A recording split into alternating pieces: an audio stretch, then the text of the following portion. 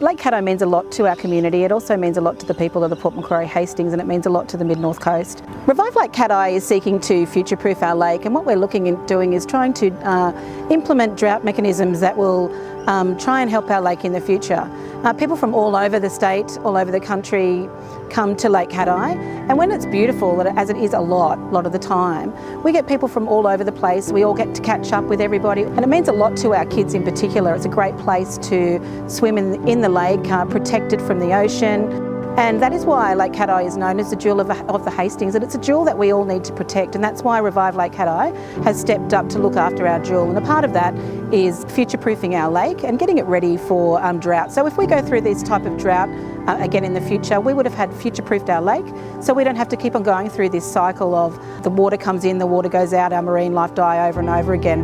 We want to have these actions implemented so we can stop that cycle, future-proof the lake, so our community and our people and our businesses and our children can thrive on a beautiful lake. I've seen school children coming here to use the lake for its recreational purposes, and for educational purposes they come and study our local wildlife, flora and fauna. In the dire straits that it is at the moment, I don't think our children will be able to have this for their futures. This lake, or this lagoon that we can see here, used to be magnificent. You'd see hundreds of cars here each weekend, you'd see kids and everything, kids and parents playing, you'd see them fishing, and now it is totally stuffed. January we were still swimming here. Now I wouldn't let my puppy swim. I kind of cringe when I drive past and people are fishing. I certainly wouldn't be eating anything that comes out of here at the moment. It's sad.